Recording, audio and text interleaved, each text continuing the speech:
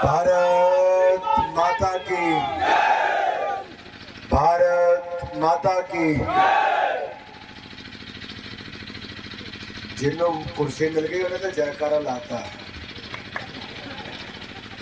जिसको कुर्सी नहीं मिली उसकी आवाज ही नहीं आई।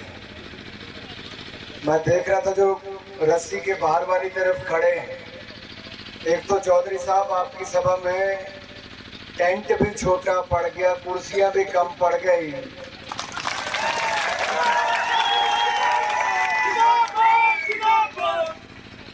इसलिए मत पेटियों में भी इतना कमल का बटन दबाना कि पूरे प्रदेश में नंबर 1 पांडा साहब को। आदरणीय भाई और बहनों, मैं आप सबके बीच में आया हूं भारतीय जनता पार्टी के लोकप्रिय उम्मीदवार पांडा साहब के लोकप्रिय विधायक और प्रदेश सरकार में ऊर्जावान ऊर्जा मंत्री आदरणीय भाई सुखराम चौधरी जी के लिए आपका वोट, सहयोग, आपका समर्थन मांगने के लिए और ये भरी दोपहर में आपके खिलते हुए चेहरे एक ही संकेत और संदेश दे रहे हैं कि प्रदेश में कमल खिलने की तैयारी है, फिर भाजपा की तैयारी है। चेहरों से पता चल जाता है। कई बार भीड़ बहुत होती है लेकिन उत्साह नहीं होता। यहाँ भीड़ भी रिकॉर्ड तोड़ है और उत्साह तो ऐसा लगता है मानो डबल इंजन की गाड़ी।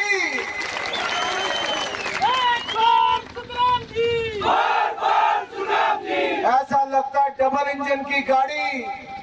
भाजपा संग पहाड़ी, भाजपा संग पहाड़ी मेरे भाइयों। और गुरुओं की इस नगरी में मैं आया हूं। पांडा साहब गुरुद्वारे में मुझे बहुत बार आने का अवसर मिला। मित्रों, मैं तो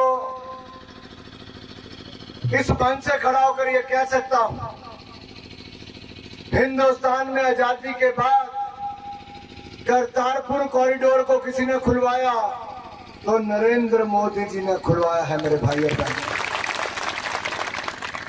गुरु नानक देव जी का 550वां प्रकाशोत्सव हो या गुरु तेग बहादुर जी का 400वां प्रकाशोत्सव हो, ये भी देश में धूमधाम से मनाए गए तो नरेंद्र मोदी जी के समय मनाए गए। और हेमकुंड साहब तक भी रोपवे बनाने का काम किया तो ये भी नरेंद्र मोदी जी की सरकार ने किया।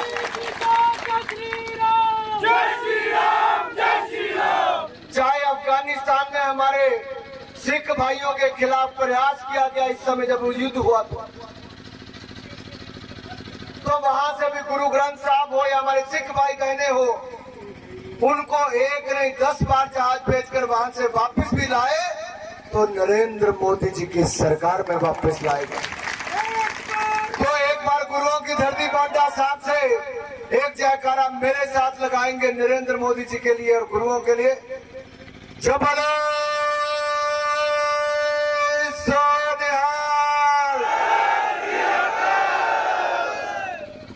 भाई और बहनों, सबका साथ, सबका विकास, सबका विश्वास और सबका प्रयास, इसी मूल मंत्र के साथ मोदी सरकार 2014 से 2022 तक चली। हमने कहा था 2014 के चुनाव से पहले मोदी जी को मौका दो, ये भ्रष्ट कांग्रेसियों को बाहर का रास्ता दिखाओ, हम देश को ईमानदारी के साथ चलाएंगे। आज आप सबके सामने मैं दूसरी बार इस सभा में आया हूं, यहाँ पर इसी स्थान पर, लेकिन मैं कहना चाहता हूं, हमने कहा था भ्रष्टाचार मुक्त शासन देंगे। आज 8 साल हो गए, कोई मोदी सरकार के ऊपर 8 रुपए का आरोप भी भ्रष्टाचार का नहीं लगा पाया है। मोदी जी को जय श्री राम, जय श्री राम, जय श्री राम। मोदी जी ने गरीबों के कल्याण के लिए क्या काम किया, आपके सामने एक तस्वीर पेश करना चाहूंगा। 2014 से पहले राहुल गांधी जी, सोनिया गांधी जी, मैं नाम तो इसलिए ले रहा हूं कि सबसे बड़े परिवार में से जिन्होंने 60 साल राज किया उनका नाम ले रहा हूं। कि उनके अपने संसदीय क्षेत्र में 3-3 किलोमीटर लगी झुग्गी झोपड़ियां थी रायबरेली अमेठी में, और उन झुग्गी झोपड़ियों में बेचारे लोग कौन रहते थे? गांव कच्चे मकानों से भरे हुए, कच्चा मकान, झुग्गी झोपड़ी, लाइटिंग, बिजली का कनेक्शन नहीं, लकड़ी काट कर लाना, चूल्हा जलाना, शौच करने के लिए 3 किलोमीटर दूर जाना, पानी भरने के लिए 4-4 किलोमीटर दूर कुएं तक जाना। क्या जीवन था गरीबों का? बीमार हो जाए तो जमीन गिरवी रख के अपना इलाज करवाना। आपने नरेंद्र मोदी जी की सरकार बनाई, 3 करोड़ 22 लाख लोगों को पक्के मकान बनाकर दिए, हर घर को बिजली का कनेक्शन दिया, 4-4 एलईडी के बल्ब दिए, हर बहन को रसोई गैस का सिलेंडर चूल्हा दिया, हर घर को नल से जल की सुविधा दी, 12 करोड़ शौचालय बनाकर दिए, आपके पक्के खाते खुलाए बैंक में, खातों में पैसा डालने का काम भी किया, और आयुष्मान भारत हिमकेयर में 5-5 लाख का इलाज भी मुफ्त में करवाने का काम नरेंद्र मोदी जी की सरकार ने भारतीय जनता पार्टी की मित्रों, केंद्र में आयुष्मान भारत तो हिमाचल प्रदेश में हिमकेयर, केंद्र से उज्ज्वला योजना तो यहाँ मुख्यमंत्री गृहिणी योजना, वहां से एक पेंशन योजना तो यहाँ से 60 साल वालों को भी अब तो पेंशन लगा दी, टेंशन दूर भगा दी। 60 साल वालों को भी पेंशन लगा दी, टेंशन भगा दी। आपके बिजली और पानी के बिल भी माफ कर दिए। अब आप कांग्रेस को साफ करने का काम कर दो मेरे भाई और बहनों। अरे होता क्या था, हम केंद्र से बड़े बड़े प्रोजेक्ट लाते थे, कांग्रेस के लोग रुकवाते थे, और मैं खुले मन से चुनौती देता हूं, कांग्रेस का कोई नेता प्रदेश का जवाब दे, कोई नेता कांग्रेस का जवाब दे। हम 2014 में एम्स लाए 1470 करोड़ रुपए का, कांग्रेस ने 4 साल जमीन ली थी। हम 2010 में सेंट्रल यूनिवर्सिटी लाए, कांग्रेस ने 8 साल उसको रुकवाया। हमने 2012 में हाइड्रो इंजीनियरिंग कॉलेज मंजूर करवाया, कांग्रेस ने 7 साल हस्ताक्षर नहीं किए। हमने मेडिकल कॉलेज मंजूर कराए, 4-4 साल जमीनें नहीं थी। ये IIM हम 2014 में मंजूर कराए, कांग्रेस ने कितने साल लगाए। अरे हमने लाने का काम किया, इन्होंने रुकवाने का काम किया। हम विकास की राह पर चले थे, ये विरोध करते नजर आते थे। आप विरोध करने वालों के साथ हो या भाजपा के विकास के साथ हो, मैं आपसे पूछना चाहता हूँ।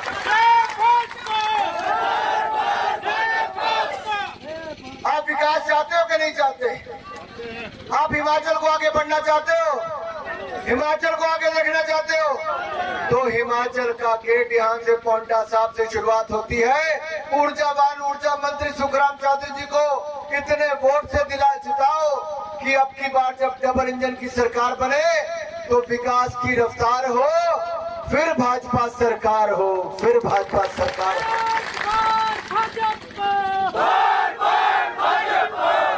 ये बार बार भाजपा क्यों चाहिए मेरे भाई? विकास, नौजवान कहता है विकास। ये जो पोंटा साहब ने उद्योग लगा, कौन लाया? प्रेम कुमार धूमल जी उस समय मुख्यमंत्री थे, अटल बिहारी वाजपेयी जी से औद्योगिक पैकेज लाए थे। आज हिमाचल प्रदेश में 5 लाख से ज्यादा रोजगार मिला तो अटल बिहारी वाजपेयी, प्रेम कुमार धूमल जी।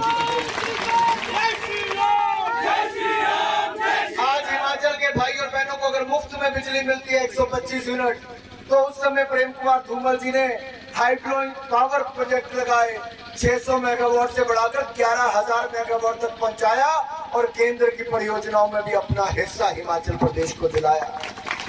उस समय धूमल जी की सरकार ने गांव-गांव में सड़कें बनाई तो सड़क वाले मुख्यमंत्री भी कहलाए। अटल बिहारी वाजपेयी से विशेष राज्य का दर्जा हमारे हिमाचल प्रदेश को उस समय की डबल इंजन की सरकार ने दिलाया था। बीच में कांग्रेस की डबल इंजन की सरकार आई, वीरभद्र जी और मनमोहन सिंह जी आए और हिमाचल प्रदेश का हक छीन लिया, विशेष राज्य का दर्जा छीन लिया, औद्योगिक पैकेज 10 साल से कम करके 4 साल कर दिया। सुखराम चौधरी जी और बाकियों ने आंदोलन किया, तब जाके उसको बढ़ाकर 7 साल और 10 साल किया गया। हमें अपने हक के लिए कांग्रेस के जमाने में लड़ना पड़ा, अटल टनल को रोक दिया गया। लेकिन मोदी सरकार आई, फिर डबल इंजन की सरकार, मोदी जी जयराम आए, तो साथ में क्या हुआ, अटल टनल भी बनाई, आपको विशेष राज्य का दर्जा भी दिया, और आज प्रधानमंत्री मोदी जी ने 50,000 करोड़ से ज्यादा के प्रोजेक्ट मेरे हिमाचल प्रदेश को देने का काम किया है। इसीलिए डबल इंजन की गाड़ी वापस चाहिए, इसीलिए विकास की रफ्तार को और तेज करना है। जब मैं रफ्तार की बात करता हूं तो सबसे तेज चलने वाली ट्रेन कौन सी है? वंदे भारत। देश में केवल 3 राज्यों से चली थी। हम हिमाचल प्रदेश में मोदी जी के आशीर्वाद से हम बिंदौरा ऊना से दिल्ली के लिए वंदे भारत एक्सप्रेस भी चलाती है।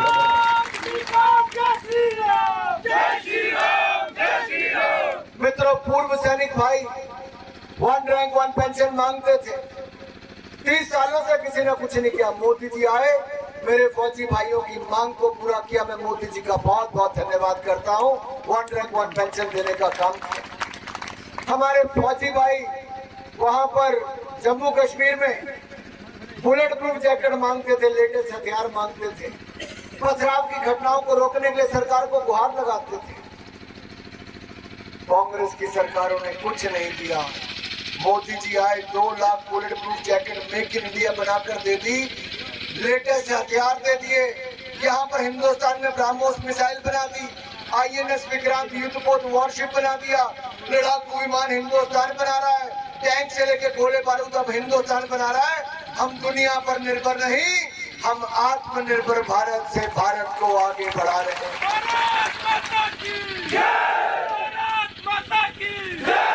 जिस मोबाइल फोन से मेरे मीडिया के मित्र फोटो बना रहे हैं, आप ये वीडियो बना रहे हैं, ये कभी विदेश से आते थे। दुनिया का सबसे ज्यादा आयात करने वाला हिंदुस्तान था।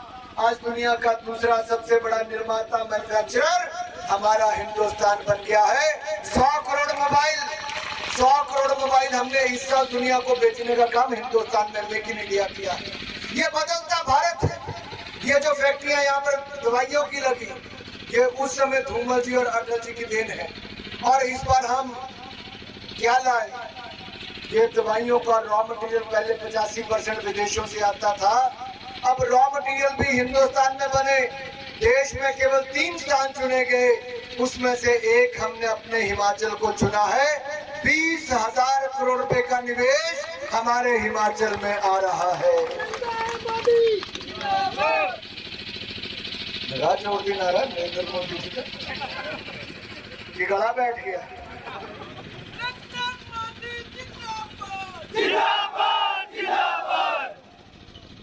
मुझे तो लगा था सुखराम जी ऊर्जा वाले हैं। यहाँ के तो नौजवानों में, युवाओं में ऊर्जा कूट कूट कर भरी। आपके नारे को देख के लगता है आपने मन बना लिया है।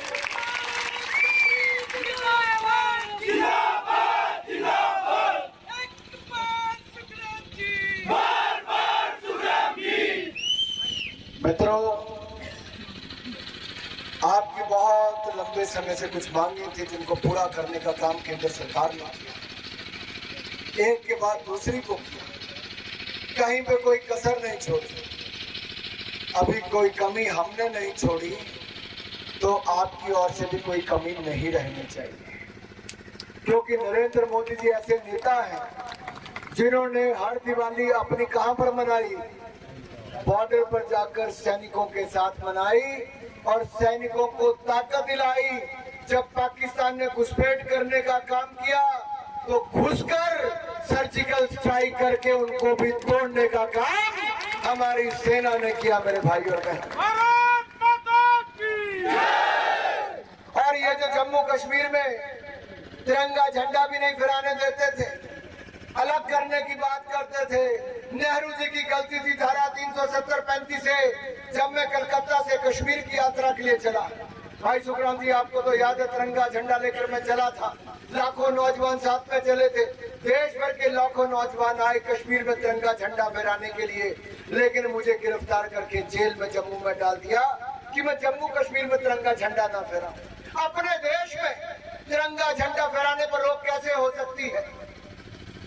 हमने जेल तो मुक्ति, लेकिन प्रण किया था सत्ता में आएंगे तो 370-35 से हटाएंगे।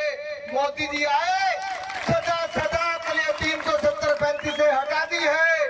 अब कश्मीर के गांव-गांव में तिरंगा झंडा लहराया जाता है, तिरंगा झंडा लहराया। भारत माता की अरे तिरंगे की शान, जय श्री राम, जय श्री राम। तिरंगे की आन बान शान देखिए।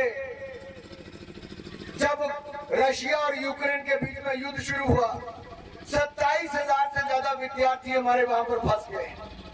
यहाँ पर भी अगर कुछ हो जाए झगड़ा तो बीच में से निकालना किसी को बहुत मुश्किल होता है, लेकिन युद्ध की धरती से 27,000 भारतीय विद्यार्थियों को बगैर खरोंच लगे ऑपरेशन गंगा में कोई निकाल कर लाया तो नरेंद्र मोदी जी की सरकार निकाल कर लाई।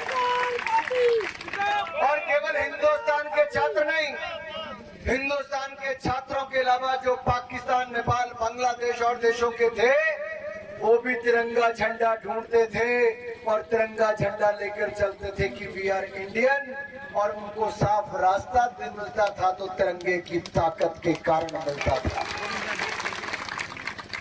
अरे जिसको कांग्रेसी कल तक चंद गज का कपड़ा कहते थे, मोदी जी की सरकार में उस तिरंगे की और इस भारत की क्या मान शान, आन बान शान बढ़ी है, ये सारी दुनिया के सामने देखने को मिलती है।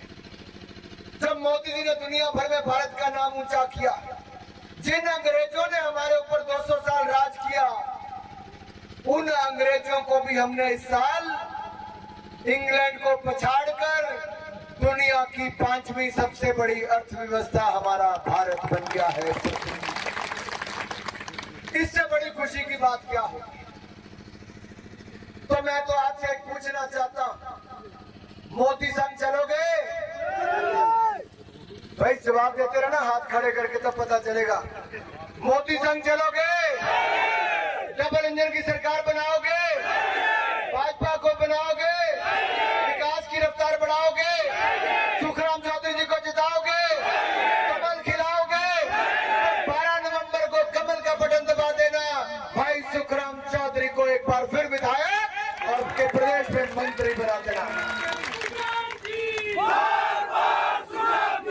तो जाए जरा शिमला और दिल्ली तक आवाज तो बोले भारत माता की, भारत माता की, भारत माता की। वंदे वंदे वंदे वंदे। हमारा विधायक कैसा हो? हमारा विधायक कैसा हो?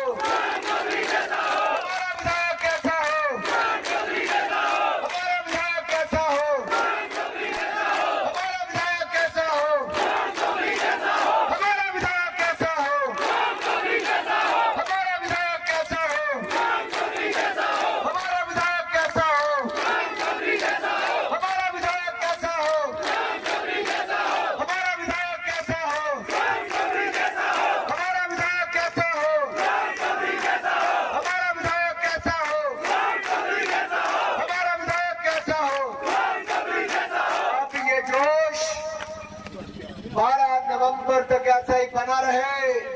12 को इतना कमल दबाना, कमल का बटन दबाना कि 8 दिसंबर को जब वोट निकले, रिजल्ट निकले, तो एक बार फिर दिवाली मनाना, एक बार फिर दिवाली मनाना। आप सबका बहुत बहुत